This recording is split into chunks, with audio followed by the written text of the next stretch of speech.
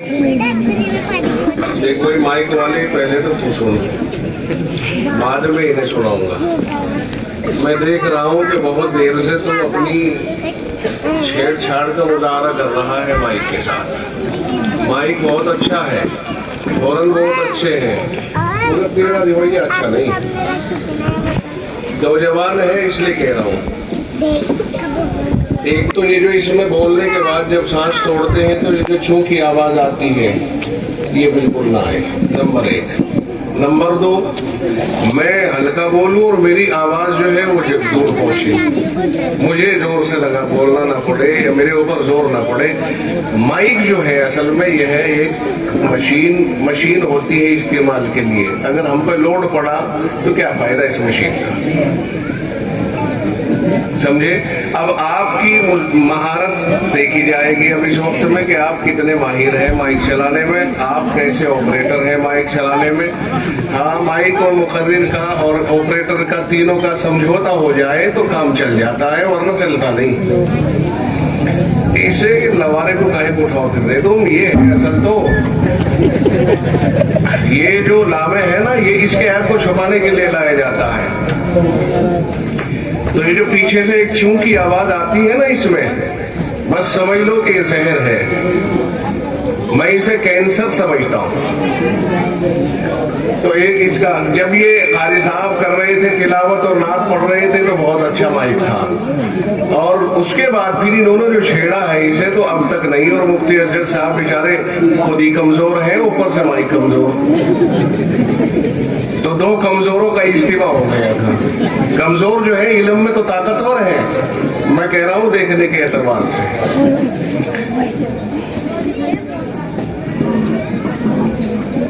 थोड़ी सी असल में बेतकल्लुफ़ी की आदत है, बुरा न माने कोई। मैं और इससे तो माजरत करूंगा मैं नौजवान से, लेकिन उम्मीद ये है कि इंशाल्लाह माइक को बहुत बढ़िया कर देगा। भी टटोल देंगे कौन से बटन को सेट करना है। एक से दो भले दोनों लगे पड़े। अब मैं देखता हूँ क्या क्या करोगे तुम। देख भाई, तकरीर वकरीर तो हमसे आती नहीं करनी, और अब मुफ्ती आदिल साहब तशरीफ फरमा है। मैं तो इन्हें काज़ीउल क़ुज़ात समझता हूँ, इलाके का वो जिम्मेदार है, बड़े आदमी हैं, और इनकी अजमतों को अगर हम तलाश करें तो यूं इस तरह से बुलंदी की तरफ नजर करते रहे तो भी गिर जाएगी, अजमत की चोटी नजर नहीं आएगी। अल्लाह ने इन्हें वो मकाम अता फरमाया है, तो उनकी मौजूदगी है। तो तकरीर तो ऐसी होगी, पर इसे मैं माइक चलाने का हुनर जरूर बता दूंगा। अब ये अलग बात है कि भाई ये जानबूझ के ना करे, ये सोचे कि देखे तू ही कौन सा हमें कोई जबरदस्ती करा लेगा, तो वो एक अलग बात है। लेकिन ये बहरहाल एक फन है आदमी का, अपने फन का जो मुजाहरा करेगा ना उसकी तारीफ होती है।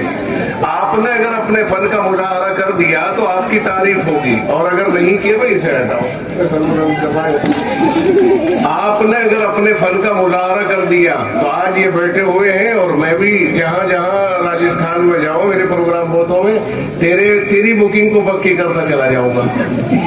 एड्रेस लूंगा तुझसे, लोगों को बताऊंगा कि माइक फला आदमी का बहुत अच्छा है, उसका माइक करो। जिसे अच्छा माइक चाहिए ना वो 200 किलोमीटर से भी मंगवाता है, और जलसे का दारो मदार माइक के ऊपर है। वो अहबाब जो वहां बैठे हैं कुएं से परली तरफ, चाय की माशाल्लाह उनके पास में पहुंच गए, कब पहुंच गए। मैं उनसे भी ये सुनाऊंगा, उन्हें दरखास्त नहीं करूंगा मैं, मुझे क्या जरूरत पड़ी दरखास्त करने की। मैं तो उन्हें ये बताऊंगा कि महफिल को छोड़कर अलग महफिल लगाना ये सुए अदबी है, बेअदबी है, नंबर एक। दूसरे बेतलबी है, यानी तलब में कमी है, और बेतलब को तौफीक नहीं मिला करती। हो बड़ा अपने घर का सो बड़ा हो, तो इससे कोई बहस थोड़ा ही है। शरीयत सबसे बड़ी है। जो आदमी दीनों शरीयत के साथ जुड़ के चलता है वो बड़ा है, और जो दीनों शरीयत से हट के बड़ाई जताएगा वो बड़ा नहीं, वो तो फिर अल्लाह ही जानता है कि वो कहाँ खड़ा है। बहुत साफ बात है, बहुत साफ बात है। समझ में आ गया भाई कि खाना भी पक रहा है। देखो ऐलान कर दिया उन्होंने खड़खड़ा के देख कि खाना तैयार है, खाना खाए बगैर कोई नहीं जाएगा। और मस्तूरात भी तशरीफ फरमा है, अल्लाह ताला इनके बैठने को कबूल फरमाए, ये भी खाना खाए बगैर न जाए। मैं तो ऐसा समझ रहा हूँ उनके खड़काने से, ऐलान मैं नहीं कर रहा हूँ, मैं ये बता रहा हूँ कि शायद खाना तैयार है। और ये भी हो सकता है कि उन्होंने ये खटखटा करके ये बताया होगा खाना तैयार हो चुका, जलसा अब चाय जब खत्म कर लेना, हमारी तरफ से कोई कमी नहीं रही। आज तो चाय पिला लेंगे। चाय पिलाने वाले भी समझे कि जब तकरीर हो रही हो तो चाय पिला करके खलल डालना अच्छा नहीं। या तो ऐसा कर ले कि भाई थोड़ी देर छुट्टी कर ले, 5 मिनट छुट्टी कर ले, जब तक चाय पूरी हो जाएगी बात शुरू हो जाएगी। ना तो भाई बोलते बोलते के बीच में चाय नहीं पिलानी चाहिए, क्योंकि इससे क्या है, लोग मुतवज्जे होते हैं दूसरी तरफ। अच्छा, मैं जो इधर उधर की बातें कर रहा हूँ, मैं सिर्फ माइक की यकीन कर रहा हूँ कि माइक उस दर्जे पर आया या नहीं जहां से हम बोलना शुरू करें। मैं सिर्फ माइक की यकीन कर रहा हूँ। आप हेलो टेस्टिंग कह करके करते हो, हम बोलते बोलते कर रहे हैं। बाकी है कि हम जब हमारे कानों को आवाज समझ में आ जाएगी कि आपके माइक की आवाज अब बयान के काबिल हो गई तो हम बयान शुरू कर देंगे। पहलवान अखाड़े में उतरते हैं तो अच्छा मुजाहरा करते हैं। आजकल सुना है जावेद गनी बहुत बढ़िया चल रहा है और तो बड़े बड़े ताकतवर और दिग्गज लाए जा रहे हैं उसे हराने के लिए, लेकिन अल्लाह ने उसके दिल में कलमा रखा है और अपनी मोहब्बत रखी है। खुदा की कसम, उसे कोई मरवाना चाहे तो मरवा नहीं सकेगा।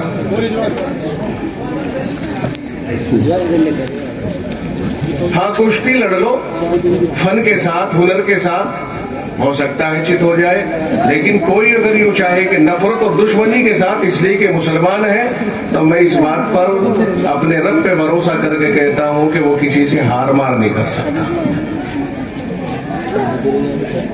इस्लाम के नाम पर हराने आओगे, नहीं हारेगा। तो ऐसे ही तुम भी अपने फन का मुजाहरा करो। हम यहाँ बैठ करके उसकी तारीफ कर रहे, ठीक है, हम ये नहीं कह रहे पहलवान का बदन नंगा होता है, नंगे बदन को देखना जायज नहीं है। मैं इसकी वकालत नहीं कर रहा हूँ, मैं वकालत सिर्फ इस बात की कर रहा हूँ कि उसके पास एक फन है और अल्लाह का कलमा उसके अंदर उतरा हुआ है। कोई उसको अगर कलमे की बुनियाद पर मारने आएगा तो मार खा के जाएगा, मार के नहीं जाएगा।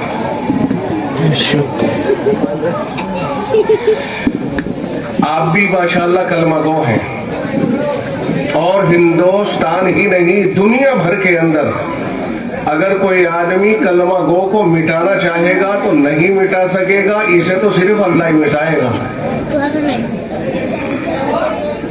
कुरान करीम में इन्ना नहनु नज़्ज़लना ज़िक्र व इन्ना लहू लहाफ़िज़ून फरमाया गया है। कुरान की हिफाजत, और कुरान की हिफाजत हो और कुरान वाले की हिफाजत ना हो, ये बात समझ से बाहर है। अल्लाह ताला अपने कुरान की हिफाजत का दावा और वादा कर रहा है, तो कुरान को हाफिजों के जरिए से महफूज करा रहा है। उनके सीनों में, अभी 2 बच्चे हैं ना कुरान के हाफिज बने, उनके सीनों में रख दिया अल्लाह ने कुरान। अब तलाश करते रहो। कागजों के ऊपर लिखे हुए कुरान के ऊपर तो कोई ये हो सकता है कि तलाश करे, उठाओ जी उसे और जाए कर दो, मगर किसके सीने में ढूंढते फिरोगे? मेरा परवरदिगार हिफाजत के अंदाज खूब जानता है। कागजों के ऊपर दारो मदार नहीं, बल्कि सीनों में महफूज करने के ऊपर हिफाजत का दारो मदार है। पहला हाफिज अल्लाह, और जिब्रील के वास्ते से दूसरा हाफिज जनाब रसूल अकरम सल्लल्लाहु अलैहि वसल्लम को बनाया और रसूल के सीने के वास्ते से उम्मत के सीने में उतारा। मेरा उन्वान ये नहीं है, ये उन्वान तो मुफ्ती अजद साहब का तो हो चुका है। मैं तो एक सिलसिले के एतबार से कही है आपको बात कि हमारी निस्बत बहुत पुख्ता है, बहुत ऊंची है दुनिया में। मैं हजरत की मौजूदगी में ये बात अर्ज कर रहा हूँ, दुनिया में हमसे ऊंची निस्बत किसी के पास नहीं है। ये चलता है जनाब बारी ताला अज़्ज़ा इस्मुहु के डायरेक्ट अल्लाह ने इसको तिलावत किया, पढ़ा, अल्लाह के अंदर से ये बाहर आया। अल्लाह की सिफत है ये।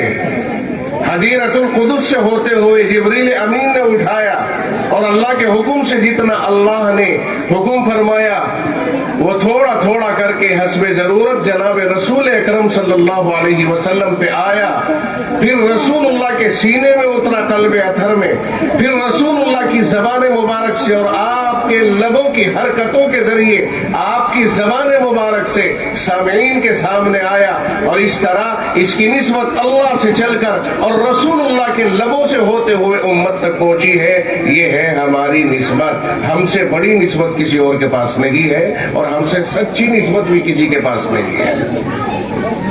दुनिया में अगर कोई अपनी निस्बतों पे फख्र करे तो हमारे लिए ये सबसे बड़ा फख्र है कि हमसे बुलंद निस्बत किसी के पास नहीं है। हमारी निस्बत को कोई नहीं पहुंच सकता है और हम अपने दावे और वादे में सच्चे हैं। कुरान करीम ने खुद कहा ज़ालिकल किताब ला रैब फीही, ये वो किताब है जिसमें मजाल रैब है ही नहीं, यानी रैब किसी भी तरह का शक को शुबा करने की कोई गुंजाइश है ही नहीं। अलल इतलाक शक की नफी कर दी गई, ला रैब, रैब की कोई भी शक्ल कुरान करीम से वाबस्ता नहीं है, शक की कोई भी शक्ल कुरान से वाबस्ता नहीं है। कुरान हर तरह के शुकूक और शुबहात से बालातर है क्योंकि अल्लाह का कलाम है। तो बहरहाल एक मुसलमान होने के नाते हमें इसके ऊपर फख्र है कि हमारी निस्बत बहुत बुलंद है और हम रसूलुल्लाह सल्लल्लाहु अलैहि वसल्लम से निस्बत रखते हैं और आका सल्लल्लाहु अलैहि वसल्लम की निस्बत डायरेक्ट रब्बे जुल जलाल से है, इसलिए आका के वास्ते से हमारी निस्बत रब से है। और जिस तरह रब बाइज्जत है, रब्बे जुल जलाल बाइज्जत है, वलिल्लाहिल इज्जा, सारी इज्जत अल्लाह ही के लिए खास है।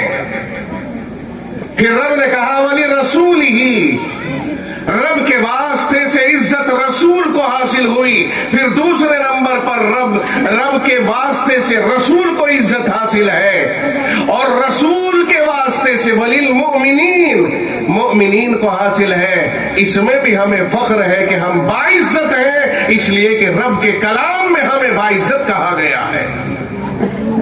मैं मुसलमानों आपके दिलों से इस एहसास कमतरी को निकालने के लिए ये बात कही है कि कोई ये ना समझे जी हम क्या है, अजी हमारा क्या है। नहीं, सब कुछ आप ही हैं और जिसके पास जो कुछ है वो आप ही के वास्ते से है, वो आप ही की बरकत से है। अगर आप दुनिया में हैं तो दुनिया है और अगर आप नहीं है तो दुनिया भी नहीं है। अल्लाह ताला ने अपनी इबादत की वजह से दुनिया को कायम कर रखा है और इबादत इल्म के जरिए होती है और इल्म आलिमों के जरिए आता है। पता चला उलमा की बरकत से दुनिया कायम है। जब तक ये उलमा, ये सुलहा, ये कुरान करीम का दर्स देने वाले ये मौजूद रहेंगे, जब तक ये इल्म दुनिया में रहेगा और इल्म रहेगा, इबादत रहेगी तो रब्बे जुल जलाल इस दुनिया को बरकरार रखेगा। और जब यही नहीं रहेंगे तो फिर किसके लिए दुनिया है, खत्म जाएगी कहानी।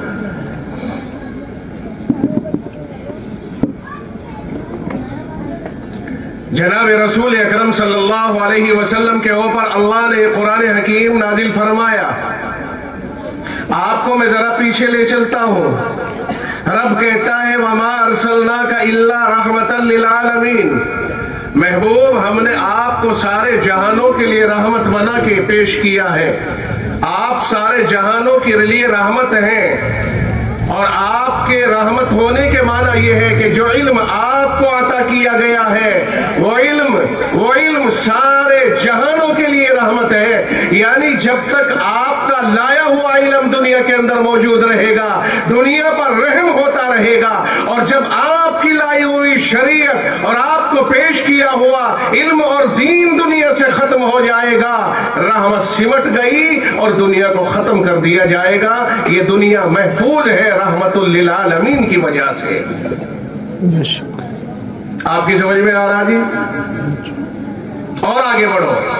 رب کہتا ہے وَمَا أَرْسَلْنَاكَ إِلَّا كَافَّةً لِلنَّاسِ، محبوب ہم نے آپ کو ساری کائنات کے لیے رسول بنا کے بھیجا ہے. نہ مکہ نہ مدینہ منورہ زادہم اللہ شرفا وعظما، نہ کوئی آس پاس کا علاقہ، نہ جزیرۃ العرب، نہ پورا عرب، نہ آس پاس کے شہر، بلکہ رب کہتا ہے کائنات جتنی بھی بڑی ہے، سارے آسمان، ساری زمینیں، جہاں تک بھی مخلوق پیدا ہو رہی ہے، فرمایا ساری ہی کائنات کے لیے ہم نے آپ کو رسول بنا کر کے بھیجا ہے. اب ساری کائنات میں محمد الرسول اللہ کا ڈنکا بجے گا. کیا آپ کو اندازہ نہیں کہ رسول رحمت صلی اللہ علیہ وسلم کی تشریف آوری اور آپ کی بعثت سے پہلے ایک ایک وقت میں کئی پیغمبر موجود ہوتے تھے دنیا میں.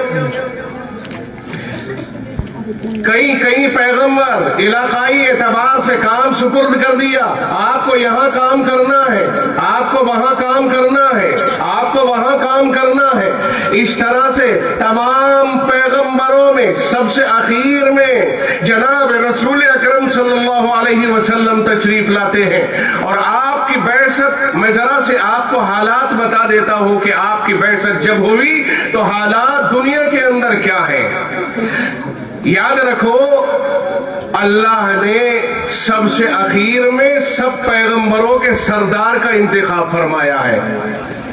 آپ رسول الثقلین ہیں، آپ رسول رحمت للعالمین ہیں، آپ سارے رسولوں کے امام ہیں، تمام پیغمبروں کے سردار ہیں.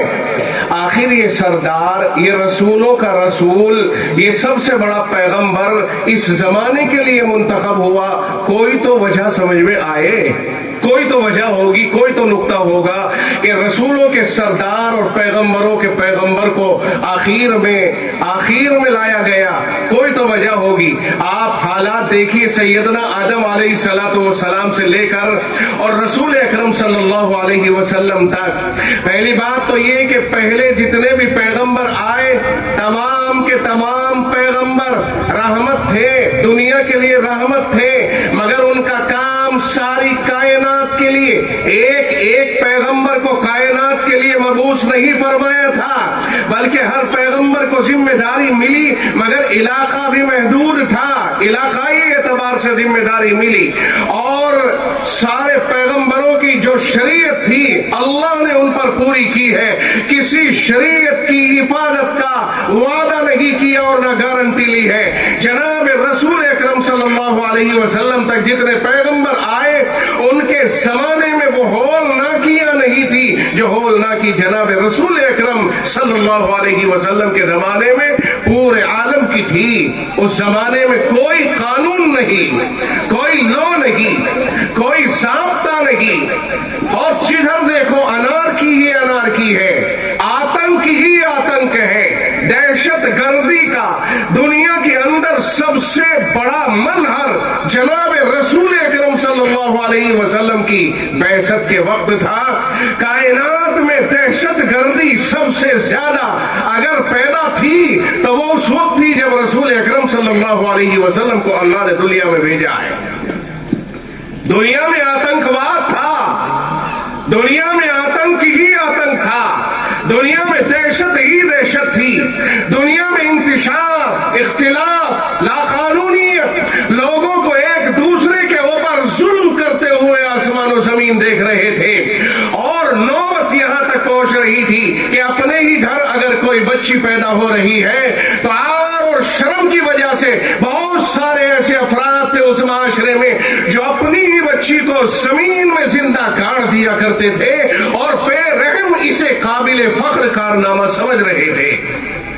ماں کو کوئی درجہ حاصل نہیں تھا، پڑوسیوں کے حقوق ختم ہو چکے تھے، بیواؤں کے حقوق ختم ہو چکے تھے، ان کی نگرانیاں ختم ہو چکی تھی، بیواؤں سے شادی کرنے کو عیب سمجھا جایا کرتا تھا، اور دنیا میں مزدوروں کے لیے کوئی قانون نہیں تھا. ہر طاقتور کمزور کو ہمیشہ موت دینے کی فکر میں رہا کرتا تھا. دنیا میں کوئی ایسا ایسا جرم نہیں تھا جو پنپ نہ رہا ہو اور عروج پر نہ پہنچا ہوا ہو. پوری دنیا گویا کہ ایک آتنک کی آگ میں جھلس رہی تھی, ایک دہشت گردی کی آگ میں جھلس رہی تھی, ایک چرم پنتھیوں کا گویا جماوڑا تھا دنیا کے اندر, جو صرف اپنی ہانڈی جلانا چاہتے تھے اور دوسروں کی ہانڈیوں کو پھوڑ دینا چاہتے تھے, دوسروں کی ملکیت پہ قبضے جما کے لوٹ مار کو عام کر رکھا تھا. کوئی قبیلہ دنیا میں آزاد نہیں تھا. یہی وجہ ہے کہ اشہر حرم میں تجارت کے لیے جایا کرتے تھے. اس کے علاوہ تجارت کے لیے جانے میں اپنی جان کے لالے پڑے ہوئے تھے. دنیا کا یہ عالم تھا. اس عالمی دہشت گردی کو ختم کرنے کے لیے اللہ نے عالمی حیثیت کا پیغمبر منتخب فرمایا ہے. اس عالمی آتنکواد کو ختم کرنے کے لیے اللہ نے کائنات کے سردار کو مبعوث فرمایا ہے. یہ ہے وہ نقطہ جسے اللہ نے محفوظ کر رکھا تھا. جتنی بڑی دہشت گردی دنیا میں, اتنا ہی امن کا پیغمبر اللہ نے دنیا میں مبعوث فرمایا اور اسے ایک گائیڈ بک دی جسے قرآن کریم کہا جاتا ہے.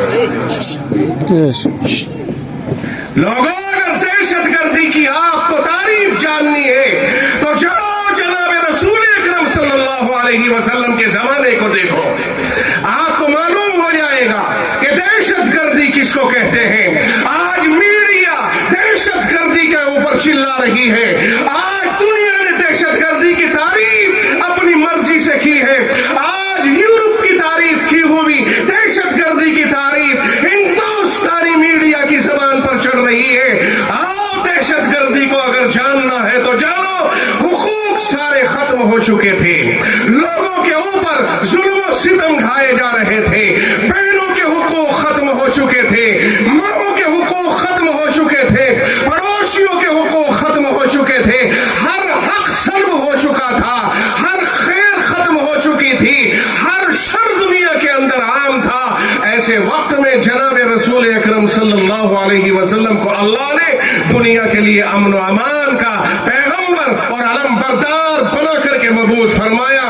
اور اللہ نے آپ سے کہا کہ وما ارسلناک الا رحمۃ للعالمین, میرے محبوب, ہم نے آپ کو ساری کائنات کے اوپر رحمت بنا کے بھیجا ہے. ہر جگہ کے لیے رحمت, پڑوسیوں کے لیے رحمت, اور رشتہ داروں کے لیے رحمت, بہنوں کے لیے رحمت, ماؤں کے لیے رحمت, باپ کے لیے رحمت, استاذ کے لیے رحمت, شاگرد کے لیے رحمت, طالب علم کے لیے رحمت, اور درندوں چرندوں پرندوں کے لیے رحمت, پہاڑوں کے لیے رحمت, ہریالی کے لیے رحمت, خشکی کے لیے رحمت, پہاڑوں پر کے لیے رحمت, ہر چیز کے لیے اللہ نے محمد الرسول اللہ کو رحمت بنا کے نام مبعوث فرمایا ہے. اور میں آپ کو ذرا سی مثال دیتا چلوں تاکہ آپ کی سمجھ میں آ جائے. اور میں نے کہا تھا کہ میں آپ کے دلوں سے احساس کمتری کو نکالنے کی بات کر رہا ہوں. اپنے دلوں سے احساس نکالو کہ آپ کچھ نہیں ہیں, آپ ہی سب کچھ ہیں. اندازہ لگائیے, جس پیغمبر کا ہم نام لیتے ہیں وہ رحمت للعالمین ہے. جس رب کو ہم مانگتے ہیں وہ رب العالمین ہے. جس کتاب کو ہم مانگتے ہیں, وہ جس کتاب کو ہم مانگتے ہیں وہ ام الکتب ہے. وہ تمام کتابوں کی سردار ہے. وہ خاتم الکتب ہے. وہ کلام اللہ بھی ہے, کتاب اللہ بھی ہے. قرآن کریم جسے ہم مانتے ہیں, اور یہ امت ساری کائنات کے لیے آخری امت ہے. اب کوئی پیغمبر نہیں آئے گا. سوال یہ پیدا ہوا کہ جب کوئی پیغمبر نہیں آئے گا تو پیغمبر جو کام لے کر کے آیا تھا وہ کام تو ٹھپ ہو جائے گا. جب رسول اللہ رحمت للعالمین بن کے آئے ہیں تو یہ رحمت تھامنے والا کون ہوگا آپ کی تشریف لے جانے کے بعد؟ تو اس سوال کا جواب اللہ نے جناب رسول اکرم صلی اللہ علیہ وسلم کی زبانی ہی دلوا دیا کہ لوگوں مطمئن رہو, اب میں پیغمبری کا اختتام کر رہا ہوں, لیکن پیغمبروں کے کام کو ختم نہیں کر رہا ہوں. رب پھر پیغمبروں کا کام کیسے جاری رہے گا؟ تو محمد الرسول اللہ کے دل میں مضمون ڈال دیا. آپ نے ارشاد فرمایا ان العلماء ورثۃ الانبیاء, فرمایا کائنات میں جو علم حاصل کرے گا قرآن و حدیث کا علم حاصل کرے گا, عالم بن جائے گا, فرمایا علماء نبیوں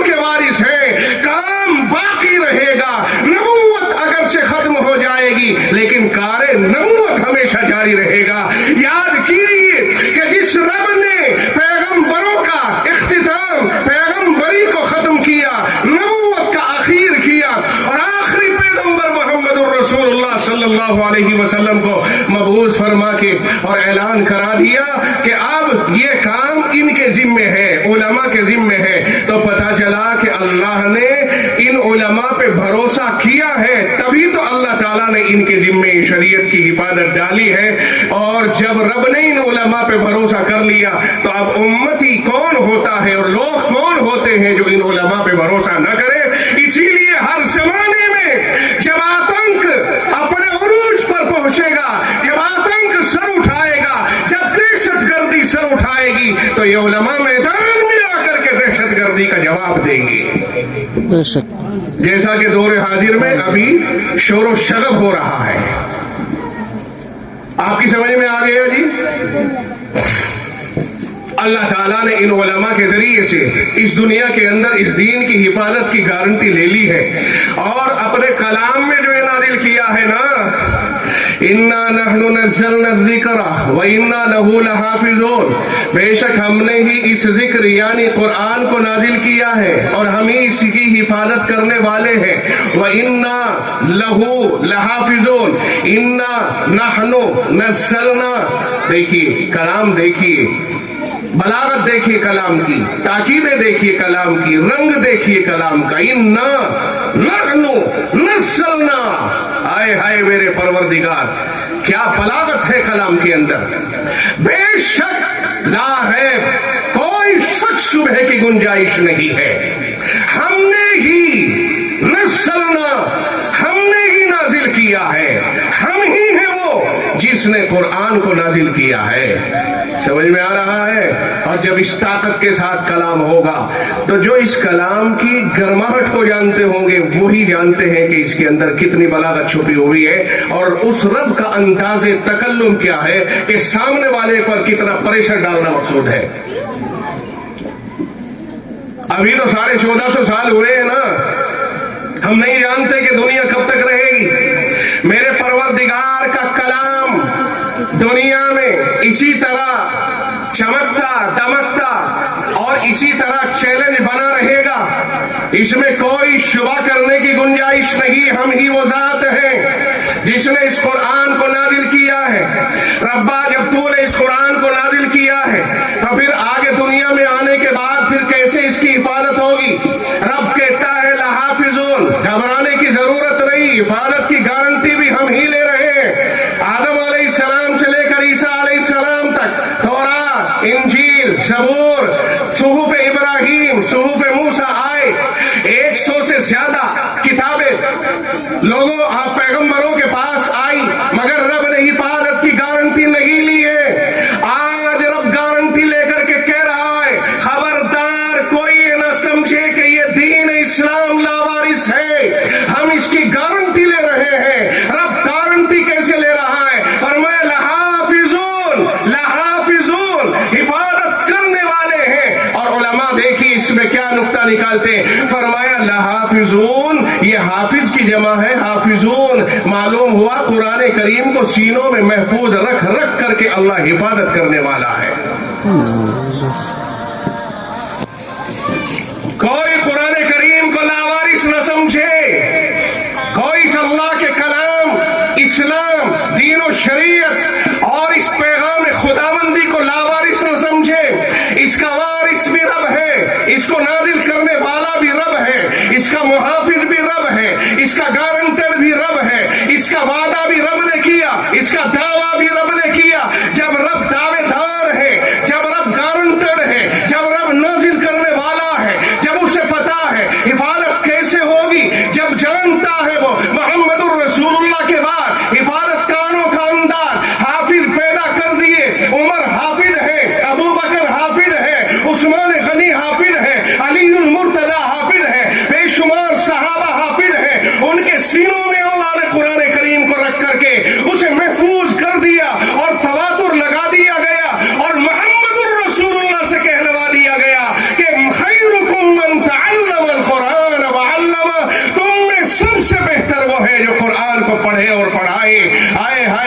इस सुनने के भी तो माना है कि जब रब ने गारंटी ली है, रब ने हिफाजत का वादा किया है, तो असबाब भी ऐसे ही बना दिए हैं। मोहम्मदुर रसूलुल्लाह की जुबानी कहलवा दिया, होड़ लग गई उम्मत के अंदर जब कह दिया तो उनमें सबसे बेहतर वो है जो कुरान को पढ़ने और पढ़ाने वाला हो। उठता है अबू बकर, कुरान का हिफ्ज करता है, उठता है उमर, कुरान का हिफ्ज करता है, उठता है उस्मान व अली, कुरान का हिफ्ज करता है, उठते हैं सहाबा, कुरान का हिफ्ज करते हैं, ताबीईन आए, कुरान के हाफिज बनते चले गए, बनाते चले गए, यहाँ तक कि आज इस मदरसे के अंदर जो दस्तार बंदी हुई है वो इसी का नतीजा है। अल्लाह ने अपने महबूब के जरिए कहलवा दिया कि ये सबसे बेहतर अगर कोई इंसान है, इंसान तो बहुत बनाए हैं, लाखों करोड़ों अरबों इंसान बनाए हैं, लेकिन सबसे बेहतर अगर कोई है तो वही है जो कुरान को पढ़ता और पढ़ाता है। देखिए बेहतर तो और भी है, डॉक्टर बेहतर है, इंजीनियर बेहतर है, वकील बेहतर है, बेहतर है, बेहतराई से इंकार नहीं है, लेकिन बेहतर इस्लाम के मातहत कलमा गो हो, इस्लाम उनके सीनों में है, कलमा उनके अंदर है, अल्लाह का दीन उनके अंदर है, फिर डॉक्टर भी है, इंजीनियर भी है, लॉयर भी है, लेकिन इनमें सबसे बेहतर कौन है? फरमाया सबसे बेहतर इसके बावजूद वही है जो कुरान पढ़ता और पढ़ाता है। कुर्बान जाइए, मैं अपने मुफ्ती इज्जत साहब के कुर्बान जाऊं जिन्होंने एक मिसाल से पूरा मुहिम्मा हल कर दिया था। ये फरमाया कि कागजों पर लिखी हुई सब किताबों का मुकाबला कर लिया जाए, लिखा हुआ अल्लाह का कलाम भी मिलेगा, मगर कलामुल्लाह को सबसे ऊपर रखा जाएगा। जिस तरह कलामुल्लाह लिखा हुआ किसी कागज के ऊपर नीचे नहीं जा सकता, इसी तरह कलामुल्लाह जिसके सीने में होगा वो भी नीचे नहीं जा सकता है। सबसे बेहतर वो है जो कुरान पढ़े और बोलो पढ़ाए। इनसे मोहब्बत करना, बोलो बोलो, इनसे मोहब्बत करना ये हमारी जिम्मेदारी है। इंशाअल्लाह अल्लाह तो चाहता ही है कि मोहब्बत हो इनसे, लेकिन अब तो हमारे पाले में है ना गेंद कि हम कितनी मोहब्बत करें। अल्लाह के नबी सल्लल्लाहु अलैहि वसल्लम ने फरमाया अलमरउ मा मन अहब्बा, क़यामत के दिन आदमी उसी के साथ उठेगा जिससे वो मोहब्बत करता था दुनिया में। जाओ रसूलुल्लाह से मोहब्बत करने वाले रसूलुल्लाह के पीछे चलेंगे और दूसरों से मोहब्बत करने वाले उनके पीछे चलेंगे, उलमा से मोहब्बत करने वाले इनके पीछे चलेंगे। वो तो मोहब्बत जिससे जिसनी होगी उसी के साथ उसको उठा दिया जाएगा। जाओ ये तेरा महबूब है, जाओ ये तेरा लीडर है, जाओ इसके पीछे चले जाओ। इसलिए हमारी जिम्मेदारी है। जनाब रसूल अकरम सल्लल्लाहु अलैहि वसल्लम के पास एक सहाबी आए, कहने लगे या रसूल अल्लाह क़यामत कब आएगी? आपने इरशाद कुछ नहीं फरमाया और नमाज पढ़ी। नमाज के बाद आपने पूछा भाई ऐन साइल, वो पूछने वाला जो था कि क़यामत कब आएगी, कह रहा था मतस्सा, अल्लाह के रसूल क़यामत कब आएगी? तो लाओ कहाँ है वो खड़े हुए। कहा या रसूल अल्लाह मैं था। आपने फरमाया मा आदत तलहा, मेरे प्यारे ये तो बता क़यामत की तूने तैयारी कितनी की है कि क़यामत के आने की बात कर रहा? क्योंकि क़यामत तो हिसाब किताब का दिन होगा, करतूत को पूछा जाएगा क्या कर रखा है, क्या नहीं कर रखा, कितनी जिम्मेदारियां अदा कर रखी, कितनी नहीं कर रखी, दौलत जो मिली थी उसे कहां कहां खर्च किया, कहां कहां से कमाया है, जिंदगी कहां गुजारी, जवानी कहां गुजारी है, क्या क्या तूने इल्म पर अमल किया है, माँ बाप का कहां तक हक अदा किया है, क्या किया। वो तो हिसाब किताब का दिन होगा, वो तो जजा और बदले का दिन होगा। ये बता तेरे पास है क्या? जनाब रसूल अकरम सल्लल्लाहु अलैहि वसल्लम ने जब ये सवाल किया तो साहब रसूल कहते हैं या रसूल अल्लाह मैंने ज्यादा तैयारी तो नहीं की, अलबत्ता ये जरूर है कि मैं अल्लाह और उसके रसूल से मोहब्बत करता हूँ। हाय हाय, फरमाया मेरे पास आपकी मोहब्बत का, आपसे जो मोहब्बत करता हूँ वो खजाना है। आपने इरशाद फरमाया अलमरउ मा मन अहब्बा व अंता मा मन अहबब्ता, फरमाया कि आदमी क़यामत के दिन उसी के साथ उठाया जाएगा जिससे वो मोहब्बत करता, और तू उसके साथ उठेगा जिससे तू मोहब्बत करता है। असहाबे पैगंबर का बयान है कि ہم نے صحابہ کو اتنا خوش ہوتے ہوئے کبھی نہیں دیکھا جتنا اس حدیث کو سننے کے بعد خوش ہوتے ہوئے دیکھا. کود پڑے اچھل پڑے صحابہ کہ ہماری تو ساری محبت ہی رسول اللہ سے ہے. اب آپ اندازہ لگائیے کہ ہماری کتنی ہے رسول اللہ سے. آئلہ محمد حالات کے پیش نظر پوسٹر کے اوپر لکھ کر کے ریلی نکالنا تو آسان ہے، لیکن یہ بتائیے کہ رسول کے پیغام کو زندگی میں اتار کر پھر آئلہ محمد کا دعویٰ کرے تو یہ ہے اصل دعویٰ. چونکہ رسول اللہ جو تشریف لائے تھے وہ ایک پیغام لے کے آئے تھے اور دنیا کے اس پیغام پہ عمل کرانے کے لیے آئے تھے. صحابہ کی زندگی اٹھائیے، اگر صحابہ کا عمل نہ ہو تو ہمارے لیے بھی بدعملی کا جواز نکل آئے گا. مگر صحابہ رسول کے پہلے شاگرد ہیں، اور جب صحابہ نے رسول کی زندگی کو اپنے اندر اتار لیا اور سارے صحابہ اگر ان کی زندگی دیکھی جائے تو رسول کی زندگی بن جاتی ہے. تمام صحابہ نے رسول کی زندگی کو اپنے اندر اتار لیا، اور خصوصیات ہیں الگ الگ صحابہ کی، کسی کی کوئی خصوصیت، کسی کی کوئی خصوصیت، کسی کی کوئی خصوصیت ہے. ان خصوصیات سے صحابہ مزین ہو گئے تو اللہ نے کہہ دیا رضی اللہ عنہم ورضوا عنہ. اللہ محمد الرسول اللہ کے شاگردوں سے اور آپ کے تابع داروں سے راضی ہو گیا اور انہیں بھی راضی کر لیا. اللہ نے امتحان لیا، جانچ کی، ان کے دلوں کو جانچ میں پختہ پایا تو یہی راشد ہیں، یہی مفلح ہیں، یہی فائز ہیں، یہی کامیاب ہونے والے ہیں. اللہ نے گارنٹی اور سندیں بھی دے دی ان کو، اور یہ فرما دیا جو ان کی تابع داری میں انہی کی طرح عمل کرے گا ہم ان سے بھی راضی ہو گئے. کیا سمجھ میں آیا ہے؟ اس کا مطلب یہ ہوا کہ عمل، عقیدہ، عمل دونوں چیزیں چاہیے. عقیدہ پہلی چیز ہے کہ ہمارے عقیدے میں ہو اللہ ایک ہے، دنیا کی کوئی طاقت یا کوئی لالچ ہمیں ہمارے اس عقیدے سے انشاءاللہ نہیں ہٹا سکتا ہے. انشاءاللہ دنیا ہمیں کتنی ہی دوست دے لیکن ہم اپنے عقیدے سے نہیں ہٹیں گے. ہمارا عقیدہ ہے اللہ ایک ہے، اس کے سوا کوئی معبود نہیں. ہمارا عقیدہ ہے محمد صلی اللہ علیہ وسلم اس کے پیغمبر ہے اور آخری پیغمبر ہے، آپ کے بعد کوئی پیغمبر نہیں. ہمارا عقیدہ ہے کہ ہمیں اس ساری زندگی کا قیامت کے دن حساب دینا ہوگا. ہم اس تین عقیدے جو بنیادی ہیں، توحید، رسالت اور آخرت، ان تینوں عقیدوں کے اوپر مضبوطی سے قائم ہے. دنیا کی کوئی طاقت اور لالچ ہمیں ان عقیدوں سے انشاءاللہ نہیں ہٹا سکتا. وعدہ کرو کہ انشاءاللہ ہم ان عقائد پر مضبوط قائم رہیں گے. حالات کچھ بھی آئے ہم اپنے عقیدوں سے نہیں پھریں گے، اس لیے کہ یہی عقیدہ توحید، عقیدہ رسالت، عقیدہ آخرت اور یہی دین و شریعت پر عمل، یہی ہے جو آخرت میں اللہ کی رضا اور جنت دلوائے گا. ورنہ اس کے علاوہ پھر تو جہنم ہی جہنم ہے. اب بڑا تعجب ہوتا ہے نہ معلوم کون کس لالچ میں، جبکہ ملک بھر سے خبریں آ رہی ہیں اور وہ سب ہمارے ہی بچے بچیاں ہیں. ملک بھر سے ہزار کیس ایسے سننے میں ہی نہیں، بلکہ آج کل تو یوٹیوب کے ذریعے، سوشل میڈیا کے ذریعے ہمارے آنکھوں کے سامنے کھل کر کے کھلی کتاب کی طرح آ رہے ہیں کہ فلاں لڑکی معاذ اللہ ثم معاذ اللہ لالچ میں یا کسی محبت کے فریب میں آ کر، جھانسے میں آ کر فلاں کے ساتھ نکل گئی، یا فلاں لڑکا فلاں کو ساتھ لے کر نکل گیا. مذہب کا کوئی تعلق نہیں. عدالتوں میں کیس پہنچے تو کہہ دیا میری مرضی، میری اپنی ذاتی مرضی. کہہ دیا جاتا ہے کہ جوان ہو گئے، انہیں ان کی مرضی کا اختیار دیا جانا چاہیے. ماں باپ جنہوں نے پالا پوسا تھا رہ گئے دیکھتے ہوئے، رہ گئے ہاتھ ملتے ہوئے.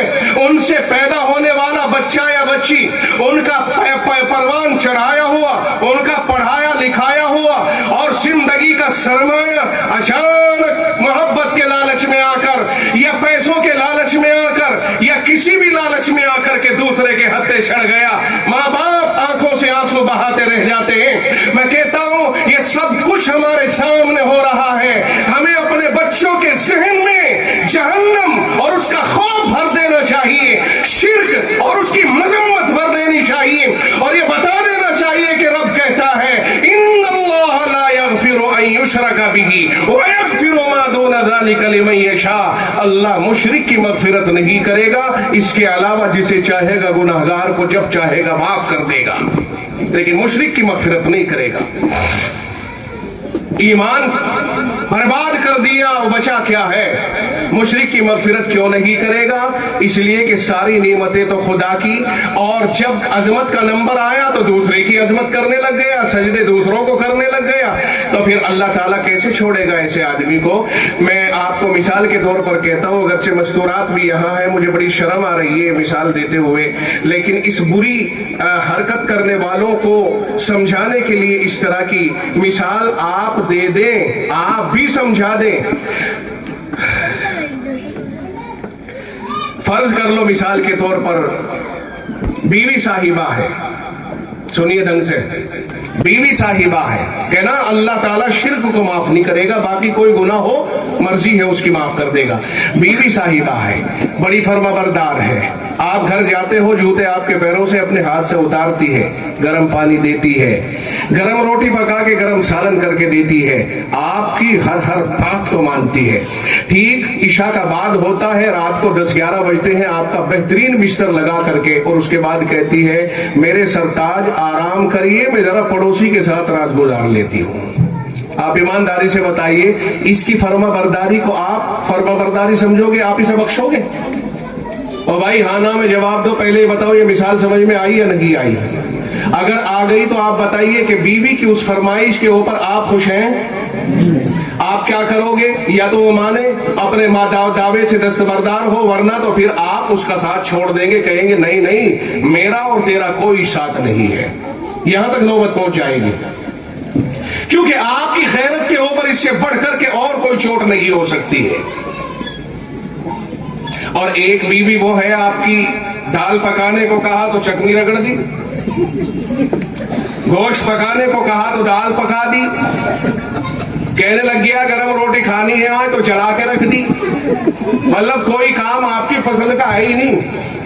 لیکن عزت کی حفاظت کے اعتبار سے بڑی کڑک ہے. اگر کوئی پڑوسی گھر میں آ کے دستک دیتا ہے کہ جی عبداللہ صاحب ہیں، اور عبداللہ صاحب گئے ہوئے ہیں مثلاً اپنی مزدوری پہ یا اپنی نوکری پہ یا کھیت میں، اور وہاں وہ ہے نہیں، تو دروازے کھولنے کے بجائے ٹھنڈے انداز میں جواب دینے کے بجائے کڑک انداز میں جواب دیتی ہے کون ہے آپ؟ ارے بابا کون ہے کہ یار بڑی آفت ہے، اندر کون ہے یہ؟ کوئی جناتنی تو نہیں ہے؟ اس کی بہو ہوتی تو بڑا ذرا ڈھنگ سے تو بولتی، وہ تو میرا دوست ہے. کہا جی میڈم میں اس کا دوست ہوں. کہا ہو گیا آپ اس کے دوست، اور خبردار آج کے بعد اگر آپ اس کی عدم موجودگی میں آئے پوچھ لینا اس سے کیا ٹائم ہے اس کے یہاں رہنے کا، بعد میں آنے کی آپ کو کوئی ضرورت نہیں ہے، جائیے آپ واپس جائیے. عزت کی حفاظت کے تعلق سے اتنی کڑک ہے. اور عورت کے لیے شریعت یہ کہتی ہے کہ سخت لہجہ اپنائے تاکہ دوبارہ کسی چور کو اور کسی دل کے مریض کو وہاں پھٹکنے کی ہمت نہ ہو. یاد رکھیے آگے قدم بڑھانے کا جب بھی موقع ملتا ہے، جب وہ اندر باہر سے آواز دیتا ہے عبداللہ ہے کیا، اب باہر جا کر کے قریب میں لگ کر کے جی آپ کون ہیں؟ اور ان کو میں عبداللہ کا دوست ہوں. جی اندر تشریف لے آئیے، آپ چائے لیں گے کہ ٹھنڈا لیں گے؟ تمہارا ناس ہو تم مرو اللہ کرے.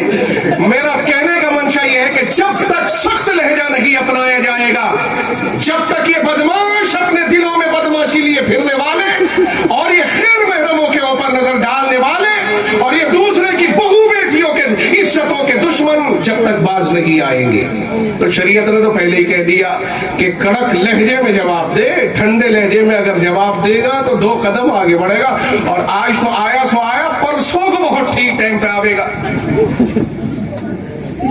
اب ظاہر ہے کہ ہم نے تو بہت سارے کیس ایسے سنے ہیں کہ رات 5 بچوں کی ماں فلاں کے ساتھ بھاگ گئی.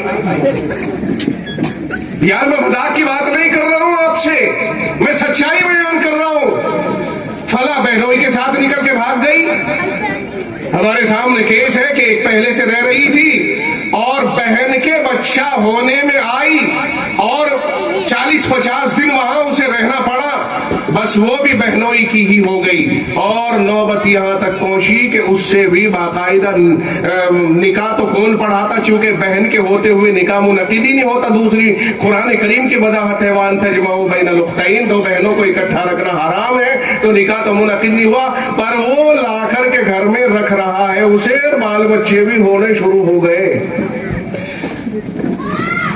سمجھ میں آ رہی ہے نہیں؟ یہ جو بچہ پیدا ہونے میں جاتی ہے نا، قسم خدا کی خطرے سے خالی نہیں، اور میں نے قسم کھا کے کہا ہے بھائی صاحب، رشتہ داری کی جگہ ہے۔ آگ اور پھوس کا اجتماع ہونے کے بعد نزدیکی ہوگی تو آگ لگے گی، آگ کو کوئی نہیں روک سکتا ہے کہ وہ ایندھن کو نہ جلائے۔ اب یہ ہماری مرضی ہے، اسی لیے تو قرآن کریم کہتا ہے وَلَا تَقْرَبُوا الزِّنَا، او بھائی یوں نہیں کہا وَلَا تَأْتُوا الزِّنَا یا وَلَا تَزِنُوا، یہ نہیں کہا وَلَا تَزْنِي نہیں کہا، کچھ نہیں، بس کہا لَا تَقْرَبُوا الزِّنَا، زنا کے قریب بھی مت پھٹکنا۔ قریب جانے کا مطلب یہ ہے کہ جو زنا کے قریب کے اسباب ہو سکتے ہیں انہیں اختیار نہیں کرنا، اور اس کے لیے فرمایا قُلْ لِلْمُؤْمِنِينَ يَغُضُّوا مِنْ أَبْصَارِهِمْ، مومنین سے کہہ دو کہ نگاہ نیچی رکھیں، چونکہ نگاہ پہلے پڑے گی تو دل میں کرنٹ آئے گا، اور جب دل میں کچھ لہر دوڑے گی تو آگے کو بڑھے گا۔ ہاں، نگاہ کے ذریعے دل کے اوپر عکس آتا ہے، اور دل کی کیفیت شرمگاہ تک پہنچتی ہے، اور وہاں پہنچنے کے بعد پھر اسباب تلاش کرنے شروع کر دیتا ہے۔ اس لیے اللہ نے پہلے ہی رسی کاٹ دی، کہا قُلْ لِلْمُؤْمِنِينَ يَغُضُّوا مِنْ أَبْصَارِهِمْ، ان ایمان والوں سے کہہ دو کہ نگاہ نیچی رکھا کرے، نہ تو نگاہ اٹھے گی نہ کوئی بات آئے گی۔ پھر فرمایا وَقُلْ لِلْمُؤْمِنَاتِ يَغْضُضْنَ مِنْ أَبْصَارِهِنَّ، اور ان مومنہ عورتوں سے بھی کہہ دینا کہ یہ بھی نیچی نگاہ رکھا کریں۔ پر ان مومنہ عورتوں کا تو معاملہ ہی کچھ اور ہے، پرلے کنارے پہ عبداللہ مر گیا، اس کنارے کی فاطمہ ضرور دیکھنے جائے گی۔ اب تیرا کیا مطلب ہے اسے دیکھنے جانے کا؟ نہیں، سوال ہی پیدا ہوتا ہے یار، مرد عورت آپس میں غیر محرم جب زندے کو دیکھنا جائز نہیں ہے تو بھائی وہی تو مرا، تو نہ مری۔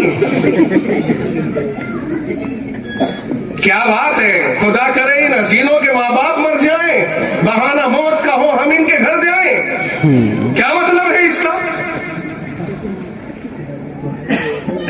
میں اس سلسلے میں یہ بات کھل کر کے کہہ رہا ہوں کہ جو عورتیں کسی مرنے والے کو خواہ جاتی ہیں، جا کر کے لائن لگا دیتی ہے، پورے گاؤں کے چکر کاٹ دیتی ہے، اور وہاں جا کر کے دیکھا کہ چارپائی کے چاروں طرف تو عورتوں ہی کا جمع اڑا ہے۔ اب کوئی مرد اگر دیکھ، میں نہیں کہتا کہ آپ کے یہاں ہوگا، لیکن بہت سے علاقوں میں کہہ رہا ہوں، بہت سے علاقوں میں مرد کے جنازے کی چارپائی رکھی ہوئی، چاروں طرف سے عورتوں نے گھیر رکھی ہے۔ اب دوسرے مرد بھی دیکھنے آئیں گے، کچھ تو وہاں توبہ مچا رہی ہے، رو رہی ہے، شور مچا رہی ہے، رشتہ دار بھی آ رہی، جوان بھی ہے، سب طرح کی ہے۔ اب تک تو انہیں دیکھا نہیں تھا، لیکن اب جو بھی آ رہا ہے انہیں ہائے ہائے کرتے ہوئے دیکھ رہا ہے۔ یار کوئی بات ہے بولا، مطلب عقل کہاں چلی گئی ہماری؟ عقل کا اس کا کوئی جوڑ ہے؟ جنازے کی چارپائی اس انداز میں ہونی چاہیے کہ مثلاً یہ حد ہے، اس حد پر جنازے کی چارپائی ہے، پردہ پڑا ہوا ہے، اس حد پر غیر محرم عورتیں بیٹھی ہوئی ہیں، مثال وہ عورتیں بیٹھی ہوئی ہیں، کوئی جائے مرد دیکھنے کے لیے، ادھر سے دیکھا اور ادھر کو نکل گیا، عورتوں کے اوپر نظر بھی نہیں پڑی، کوئی ایسا طریقہ کار بھی نہیں ہوتا۔ ہم تو دیکھتے ہیں کہ جنازہ بیچوں بیچ ہے اور چاروں طرف ایسے لگتا ہے جیسے کوئی ساغر کے بیچ میں ٹاپو ہو، جیسا بھی عورتوں کا دریا ہے اور بیچوں بیچ یہ چارپائی گویا ٹاپو ہے۔ یہ میں نے مسئلہ اگر سے بتایا ہے آپ کو، ہو سکتا ہے کسی کی سمجھ میں آیا ہو اور کسی کی نہ آیا ہو، میں آپ کو شریعت کا حکم بتا رہا ہوں۔ جناب رسول اکرم صلی اللہ علیہ وسلم کے پاس میں حضرت عبداللہ ابن ام مکتوم آ گئے۔ او بھائی، ابن ام مکتوم آنکھیں بند ہے، نظر کچھ نہیں آ رہا ہے، مرے ہوئے کی بھی آنکھیں بند ہے، نظر کچھ نہیں آ رہا ہے، بتائیے اندھا اور مردہ دونوں برابر؟ میں ہی نہیں کہتا کوئی اگر نابینا بیٹھا ہو کہ لگے مجھے مردہ کہہ دیا، بتائیے اندھا اور مردہ برابر ہے نہیں اس اعتبار سے کہ نہ مردہ دیکھتا نہ اندھا دیکھتا ہے، بھائی نابینا بھی نہیں دیکھ رہا ہے اور مردہ بھی نہیں دیکھ رہا ہے، تو دونوں برابر ہوئے نا اس اعتبار سے۔ جناب رسول اکرم صلی اللہ علیہ وسلم کے پاس ام المؤمنین میں سے ایک تھی اور وہ دیکھ رہی ہے، آپ نے فرمایا اندر، کہنے لگی یا رسول اللہ یہ تو اندھا ہے، یہ تو دیکھ نہیں رہا، تو آپ نے ارشاد فرمایا تو اندھی نہ ہے۔ تو بھائی کیا فرمایا؟ تو نابینا نہ ہے، تو دیکھ رہی ہے۔ فرمایا چلو اندر، جبکہ وہ تو ام المومنین ہے سارے مسلمانوں کی ماں ہے. رسول کی بیویوں سے تو کسی کا رشتہ ہی جائز نہیں, اور اسے تو اس کے مرنے کے بعد ہو بھی جا کسی نہ کسی کا تو ہو ہی جاوے ہے, لیکن رسول کی بیویوں سے تو کسی کا رشتہ ہی حلال نہیں, وہ تو حرام ہے. مگر اس کے بعد اور پھر رسول موجود ہے, رسول کی موجودگی, رسول کی زوجہ اور تمام مومنین کی ماں, اور اس کے اوپر کسی کی معاذ اللہ کسی مسلمان کی رسول کے صحابی کی بری نظر پڑے, یہ تو سمجھ میں آنے والی بات نہیں. لیکن اللہ کے رسول نے فرمایا نہیں, وہ نابینا اگرچہ ہے پر تو نابینا نہیں ہے, اس لیے اندر جاؤ. سیرت کرتے ہو نا, سیرت پڑھ کے دیکھو, رسول اللہ صلی اللہ علیہ وسلم کی زندگی پڑھ کے اور سن کے دیکھو کہ آپ کی زندگی کیا ہے. جناب رسول اکرم صلی اللہ علیہ وسلم اپنی بیوی سے کھڑے ہوئے بات کر رہے ہیں. مسجد جانا تھا, ذرا سا کچھ کہنا تھا, بات کر رہے ہیں. ایک صحابی گزر گئے دیکھتے ہوئے, آپ نے فرمایا او بھائی یہاں آؤ, یہاں ادھر آؤ. تو صحابی مڑ کر کے واپس لوٹ کر کے آئے, یا رسول اللہ حاضر خدمت. فرمایا میری بیوی.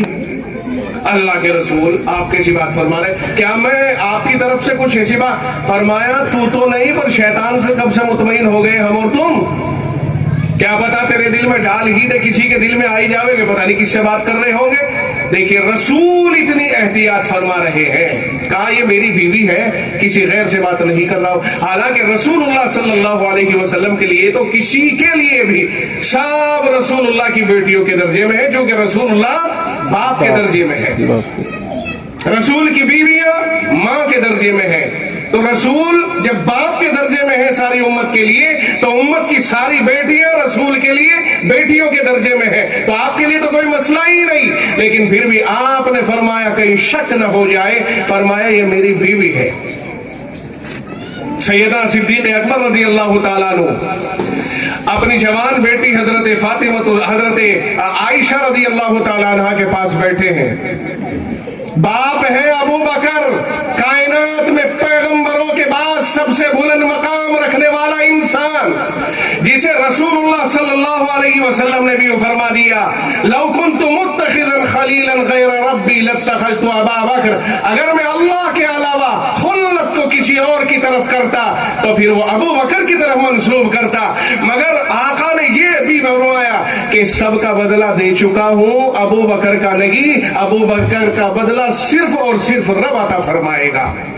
وہ ابو بکر بیٹھا ہے جو غار میں رسول اللہ کے 3 دن ساتھ رہا, اور فاروق اعظم جیسا دلیر اور فاروق اعظم جیسا مراد مصطفیٰ, صحابہ مرید مصطفیٰ, اور فاروق اعظم مراد مصطفیٰ ہے. فاروق وہ فاروق جس کی رائے کے مطابق بہت سے مقامات پر قرآن نازل ہوا, اور رب ذوالجلال نے اس موقع پر جبریل کو بھگا دیا, جاؤ جبریل, یہ عمر نے یہ کہہ دیا ہے, جاؤ قرآن لے کر کے چلے جاؤ, جو رائے عمر کی فرش پر ہے وہی ہماری عرش پر ہے. قرآن اتر گیا جس کی منشا کے مطابق. وہ عمر یوں کہتا ہے ابو بکر 3 دن تم میرے محبوب کے ساتھ غار میں رہے ہو, بعض روایتوں میں آتا ہے کہ 3 دن کی نیکیاں مجھے دے دو, ساری زندگی کی نیکیاں تم لے لو. بعض میں ہے 1 ہی رات کی نیکی دے دو, پوری زندگی سے سودا کر لو. کیا مقام ہوگا اس ابو بکر کا. سگی بیٹی کے پاس بیٹھے ہیں, آقا تشریف لے گئے, فرمایا ابو بکر جوان بیٹی کے ساتھ تنہائی میں جائز تو ہے نا, بیٹی ہے, آپ نے کائنات کے مومنوں کے لیے احتیاط کا راستہ نکال دیا کہ مومنین, کائنات کے مومنین سن لیں, ابو بکر سے کہا جا رہا ہے ابو بکر جوان بیٹی کے ساتھ تنہائی میں. کہا یا رسول اللہ میری بیٹی ہے. فرمایا شیطان سے کب سے مطمئن ہو گیا, شیطان سے کب سے مطمئن ہو گیا. اور کتنے ہی واقعات ایسے آ چکے ہیں, اور کتنے ہی واقعات ایسے سامنے آ چکے ہیں کہ جن میں سگے باپ نے سگی بیٹی کے ساتھ میں کالا منہ کیا اور لگاتار کرتا رہا. کتنے ہی واقعات ایسے بھی آ چکے ہیں کہ سگی ماں کے ساتھ میں سگے بیٹے نے کالا منہ کیا اور کرتا ہی رہا. کتنے ہی واقعات ایسے آئے کہ سگے بھائی نے سگی بہن کے ساتھ کالا منہ کیا اور کرتا رہا. کتنے ہی واقعات ایسے ہیں سگا بھائی سگی بہن کو اپنے گھر بیوی رکھ رہا ہے اور آج بھی بات ہمارے علم میں ہے. شیطان سے کب سے مطمئن ہو گیا؟ یہ میرے مصطفیٰ صلی اللہ علیہ وسلم کی سیرت کے حصے ہیں جو میں آپ کے سامنے، میں معجزات نہیں لا رہا ہوں، میں معجزات کا بیان نہیں کر رہا ہوں. کہ جناب رسول اکرم صلی اللہ علیہ وسلم نے اگر لعاب دہن ایک ہانڈی میں ملا دیا، لعاب دہن آٹے میں ملا دیا، برکت کی دعا فرما دی تو 1500 لوگوں نے کھا لیا اور کھا کے فارغ بھی ہو گئے اور کھانا پھر بھی اتنا ہی رہا جتنا تھا. میں یہ واقعی سیرت کے بیان نہیں کر رہا ہوں، میں وہ سیرت بیان کر رہا ہوں جو ہمارے لیے عمل کرنے کی سیرت ہے. چونکہ سیرت کے 2 حصے ہوتے ہیں، سمجھ میں آ رہی نہیں؟ میں بعثت رسالت کا جو مقصد ہے اس کو بیان کر رہا ہوں. ایک ہے رسالت، ایک ہے مقصد رسالت. جو باتیں میری چل رہی ہے مقصد رسالت سے متعلق چل رہی ہے، یعنی رسول اللہ صلی اللہ علیہ وسلم دنیا میں کیوں تشریف لائے. بات ٹائم کتنا ہو گیا جی؟ زیادہ ہو گیا شاید جی. آج 10:30 ہو گئے. دیکھیں میرا ٹائم ختم ہو گیا ہے. اب میں بات کو سمیٹ کر کے ختم کروں، ورنہ بات تو اتنی پھیلی ہوئی ہے کہ 2.5-3 گھنٹے اور چاہیے، اور میں بھی نہیں کروں گا، آپ بھی نہیں سنیں گے، کیونکہ اتنا لمبا کون ٹھہرے گا. اور ہماری گاڑی بھی ہے سوائے مادھوپور سے 1 بجے یا کچھ کئے بجے ہے تو وہاں بھی پہنچنا ہے. میرے کہنے کا منشا، اور پھر میرے بڑے، دیکھو آج مجھے تکلف تو ہو رہا بولنے میں، حضرت تشریف فرما ہے، لیکن بول رہا ہوں پھر بھی کچھ گستاخیاں تو ہو ہی جاتی ہیں، اور جب ہوتی ہیں بامید معافی ہو جاتی ہے. مجھے امید ہے کہ حضرت معاف بھی کر دیں گے. یار چھوٹا آدمی بڑی بڑی باتیں کیوں کہہ رہا ہے، لیکن معاف کریں گے.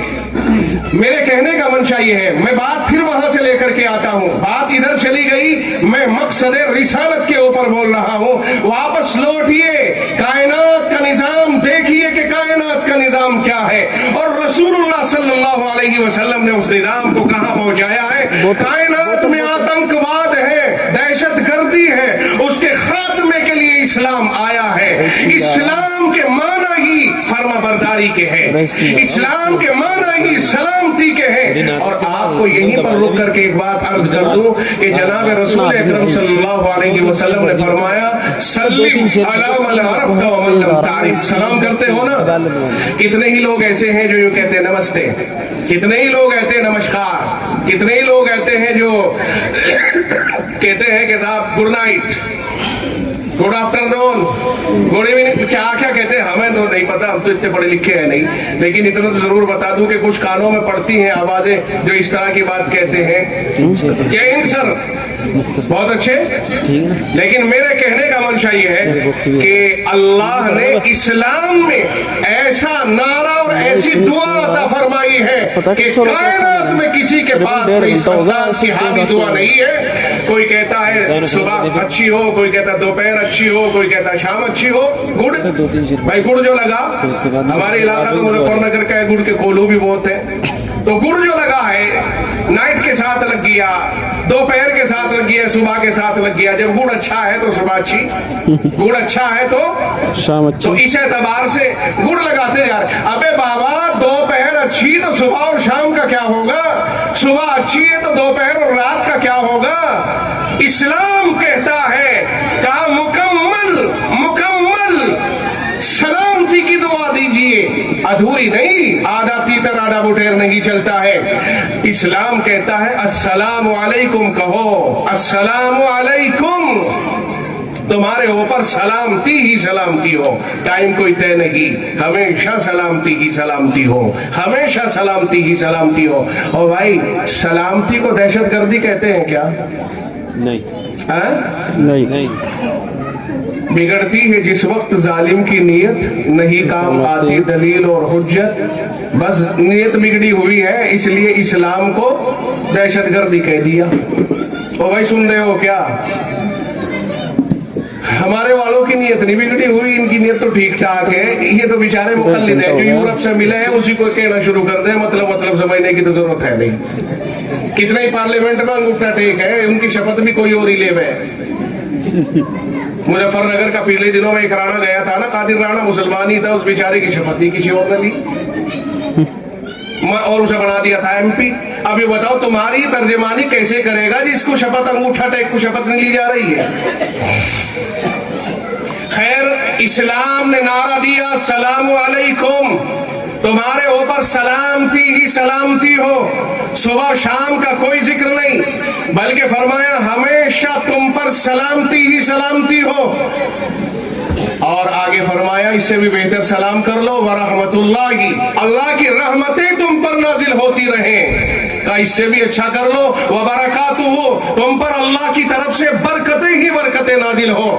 اسلام نے یہ سکھایا ہے، کہا سلم علی من عرفت ومن لم تعرف، تم سلام کرو اسے بھی جسے پہچانتے ہو اور اسے بھی جسے نہیں پہچانتے ہو. اب میں نہیں جانتا سامنے والا کون آ رہا ہے، میں نے کہا السلام علیکم، تو ظاہر ہے میں یہ کہنا چاہ رہا ہوں کہ میرے پیارے مجھ سے گھبرانے کی ضرورت نہیں، تم میری طرف سے سلامتی ہی سلامتی میں رہے، پریشانی آئے تو میں جھیل لوں گا لیکن تیرے اوپر کوئی پریشانی نہ آئے. یہ ہے السلام علیکم کا مطلب، اور یہ ہے مسلمان کا مطلب. آپ کسی کو سمجھا سکتے ہو؟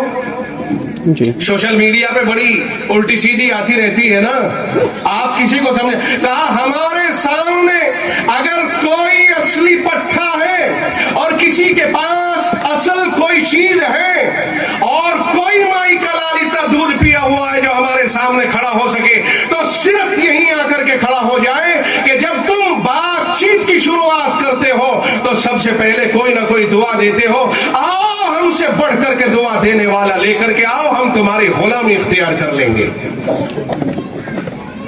اسلام کہتا ہے سلم علی من عرفت ومن لم تعرف، تم کسی کو پہچانتے ہو تب بھی اور نہیں پہچانتے ہو تب بھی سلامتی کی دعا دو. اور سلام کیسے کرنا ہے یہ ہمیں سکھایا ہے. السلام علیکم، یہ نہیں کہ السلام علیکم، کوئی معنی نہیں ہے. اگر سلام صحیح نہیں کیا تو سلامتی کی دعا بھی نہیں بنے گی. او بھائی سن لینا، اگر تم نے 9 نمبر صحیح ملا دی اور 10واں صحیح نہ ملایا تو رونگ نمبر کہلائے گا، ٹھیک ہے نا؟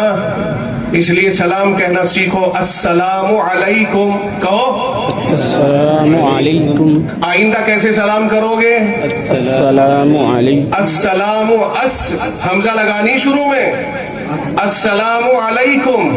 اور یہ بھی یاد رکھیو سلام کے وقت ہاتھ نہیں اٹھتا. آئی نہیں سمجھ میں؟ یہ ہاتھ اٹھانا چاپلوسی ہے، یہود و نصارہ کی نشانی ہے، اسلام میں یہ نہیں چلتا. میں بہت صاف مزاج کا آدمی ہوں، جو بات دیکھتا ہوں تو ٹوک دیتا ہوں اس کے اوپر. اور مسافہ کیسے کر رہے ہیں آج کل؟ یہ 4 انگلی ہے، 4 پوروے ہے، بس جہاں سے یہاں کو لگایا ہو گیا مسافہ، یہ پکڑا ایک دوسرے نے ہلا دیا ہاتھ کو، ہو گیا مسافہ. ارے بابا مسافہ کرنے کا جو طریقہ ہے پوری ہتھیلی اور آپ کے یہ ہے نا یہ اس سے ملے گا، اور یہ پوری ہتھیلی ایک دوسرے کی، چونکہ میرے دونوں ہاتھ الگ الگ ہے نا، اگر کوئی میرے سامنے ہوتا تو میں کر کے دکھاتا. ابھی آئیے مولانا صاحب آئیے، آج ان کو مسافہ آج کل کیسے ہو رہا؟ پہلی بات تو یہ کہ اسے ہٹا لو، میاں ٹھیک ٹھاک ہو، بس یہ ہو گیا ہے، میاں ٹھیک ٹھاک ہو، یہ ہو گیا ہمارا مسافہ. ابے تکلیف دے رہا اس کا کیوں کٹا نہیں ہوا، کندھا نکال رہا بیچارے کا، کیا پتا چوٹ لگ رہی ہو. اچھا ہو گیا، پھر ایک مرتبہ پھر، کیونکہ ہم آج کل نیتاؤں کو دیکھتے ہیں نا، جو بڑے نیتا ہیں اور وہ لوگ جاتے ہیں ایک دوسرے سے ملتے ہیں اور وہ سیلفی ویلفی لیتے ہیں تو وہ ایک دوسرے کا ہاتھ پکڑ کے پھر یوں پھر تک چلکے گئے، پھر یہ بہت محبت کی نشانی ہے ان کی. تو ہم نے بھی وہی کرنا شروع کر دیا. نیتا ایکم نیتا دونی 420 ہوتا ہے. اچھا 40 کا نمبر 420.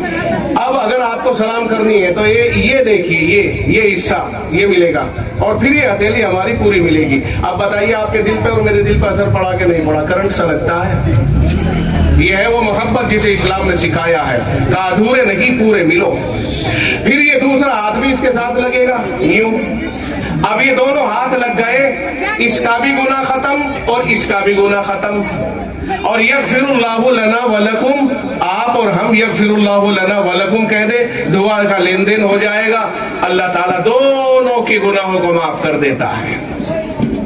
بولو سمجھ میں آیا ہے نہیں مسافہ کرنے کا طریقہ؟ بہت بڑی چیز ہے یہ، مسافے میں بہت غلطیاں چل رہی ہیں.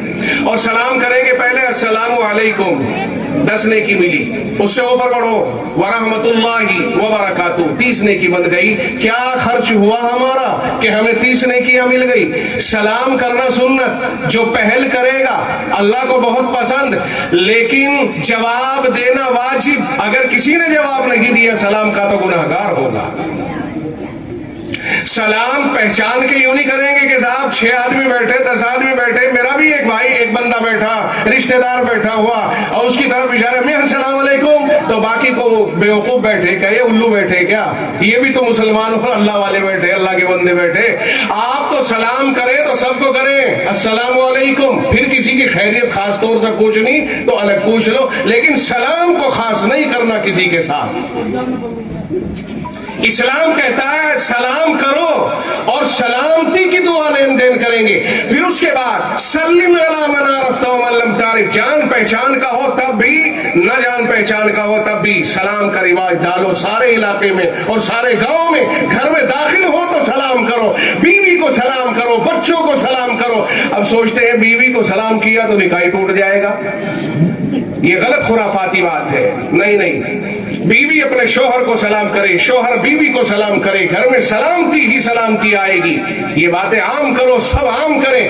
اور پھر آقا نے فرمایا لا تأذنوا لمن لم يبدأ بالسلام، جو آدمی سلام سے بات چیت کی شروعات نہیں کرتا ہے تم اسے بات کرنے کی اجازت مت دو. یہ ہے شریعت کہ پہلے سلامتی کی دعا دے تب ہم سے بول. اگر سلامتی کی دعا نہیں دے رہا اور آتے ہی ڈرے اور سناؤ بھائی کیا حال ہے، سناؤ بھائی کیا سناؤ، میں اللہ کے رسول منع کر رہے ہیں کہ بالکل مت سناؤ اسے کچھ بھی.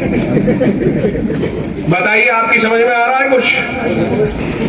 آتے ہی کہیں گے کہا بھائی کیا حال ہے. ارے بابا سلام کر پہلے. رسول، ہمارے رسول کی سیرت، ہمارے رسول کی شریعت، ہمارا دین یہ کہتا ہے پہلے سلام کر بعد میں بات چیت کر. السلام قبل الکلام، سلام بات چیت کرنے سے پہلے ہے. اور آقا نے فرمایا افشوا السلام، سلام کو خوب عام کرو، خوب عام کرو. بتائیے اس ٹاپک کو لیتے کہ نہیں لیتے؟ ٹھیک ہے نا. تو جو دین دہشت گردی کے خلاف پہلی منہ سے نکلتے ہی دہشت گردی کا چورا کر دیتا ہے، دہشت گردی کو جڑ سے اکھاڑ دیتا ہے، کہتا سلامتی ہی سلامتی ہو. اب کوئی کہے کہ صاحب یہ دہشت گرد ہے. میں ابھی دلی آ کر کے اترا، مجھے لوکیشن کیسے بھیجتے ہیں یہ میرے پہ ابھی تک نہیں آئی تھی، لیکن اس دن سیکھ لی میں نے. پچھلے ہفتے میں راجستھان سے آیا تھا، دلی آ کر کے اترا. میں نے ہاپوڑ سے گاڑی منگوائی دلی، بھائی یہاں کو لے آؤ، چونکہ میں سویرے اتر گیا تھا تھوڑا فجر میں.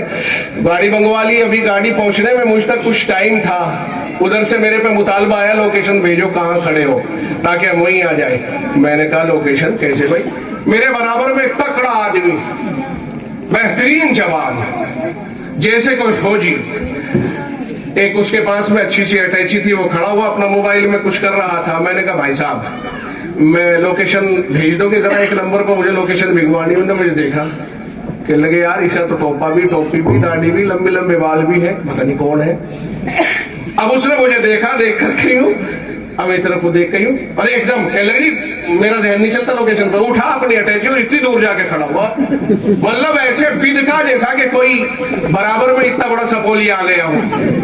بدک کے ایک دم دیکھ کے یوں کہنے لگی میرے پہ، میرے ذہن نہیں لوکیشن میں چلتا. اٹھا اپنی اٹیچی اور وہاں جا کر کے اب پھر میری طرف کو دیکھ رہا، وہاں کھڑا ہوں. میں کہنے لگا بھائی یہ ہے وہ اثر، بات سمجھ گئے مطلب اس کا؟ یہ ہے وہ اثر جو متاثر ہے. ہماری داڑھیوں میں ایٹم بم مت رہے، ایمانداری سے بولو، بتاؤ دیکھ لو کہیں کو کوئی بم ہے تو نہیں. سنت ہے، میرے محبوب کی سنت ہے. اور جناب رسول اکرم صلی اللہ علیہ وسلم نے فرمایا نصرت بالرعب مسیرۃ شہر، ایک مہینے کی مسافت جہاں ہے، یعنی ایک مہینہ چلتے چلتے جب تک ہم وہاں پہنچے، اتنی دور بھی اگر میرا نام سن لے کوئی تو میرا روپ پڑتا ہے. महबूब के तर्ज पर चलने वालों का दुनिया में रौब पड़ जाएगा। इसीलिए तो रब कहता है अंतुमुल आलौना इन कुंतुम मोमिनीन, अगर तुम्हारे अंदर ईमान मजबूत है तो सारी दुनिया पे धाक तुम्हारी ही होगी। क्योंकि हमारी जिंदगी सुन्नत और शरीयत और रसूल की सीरत से खारिज हो चुकी है, तकरीबन बहुत कम रह गई है, इसलिए हमारा रौब दुनिया से उठता जा रहा है। और रहा मसला मौलवी साहब की इस दाढ़ी का, इसका रौब बहुत पड़ा है। नो कहते दाढ़ी वालों को, नो कह दाढ़ी वालों है, कुर्ते पजामे वालों को। अरे बाबा, कुर्ते पजामे और दाढ़ी का मसला नहीं, मसला है सुन्नत का, रौब सुन्नत का पड़ रहा है। बेशक। 7 समंदर पार वो बैठे हुए डरते हैं इस बात से, मुट्ठी भर से दुनिया की सारी ताकतें डरती हैं जब दीन और शरीयत की पासबानी हो। खैर, मैं अर्ज कर रहा था कि बात खत्म करें, और मकसद अभी बहुत पीछे रह गया हमारा, हम पता नहीं कहाँ कहाँ निकल गए। जब आदमी गन्ने के खेत में घुसता है ना, और उसे कह दिया जाए अपनी मर्जी से गन्ना तोड़ ला, तो जिसे भी देखेगा है इससे अच्छा क्या मिलेगा, फिर इससे अच्छा क्या मिलेगा, वो आधे एक में को घूम जाएगा, उसे गन्ना नहीं मिलेगा। और वहां बैठे हुए को गन्ना ले जाके दे दो, आप जैसा भी दे दोगे वही अच्छा लगेगा। अब जाहिर है जब बोलने लगते हैं तो अरे ये कह दे और ये कह दे और वो कह दे, बात वहां यूं चल जाती है और जो कहना चाहते हैं वो पीछे रह जाता है। रब ने रहमतुल लिल आलमीन बनाया ना, ठीक, दुनिया में दहशत गर्दी थी तो खत्म किसने की? इस्लाम ने खत्म की ना।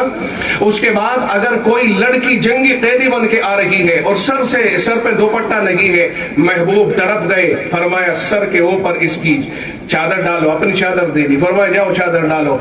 साहबी कहते हैं या रसूलल्लाह, ये तो नबूवत वाली चादर है, वो तो दुश्मन कैदी है। आपने फरमाया बेटी है, बेटी दुश्मन की हो या अपनी हो, बहरहाल बेटी बेटी होती है, और हम बेटियों का सर छुपाने आए हैं, बेटियों का सर खोलने नहीं। मेरे महबूब ने फिर ऐसा समाज ऐसा बना दिया और ये फरमा दिया, ओ मजदूरों को हल्के में मत लो, आतुल अजीरा अजरहु क़ब्ल अन यजुफ़ारकु, फरमाया पसीना सूखने से पहले मजदूरी दे दो। महल बनवा लेते हैं, बाद में जब हिसाब को बैठते हैं तो मजदूरों के कलम मारते हैं, अरे छोड़ यार 1,05,000 निकले, अरे छोड़ 5,000, हम तो यूं कहते 1,05,000 निकले, ले भाई 1,10,000। कोई सेठ ये भी कह सके है? ये है दीन और शरीयत। फरमाया जिन मर्जी तोलो, झुकता हुआ तोलो, जिसका तुम पे चाहिए सवाया दो।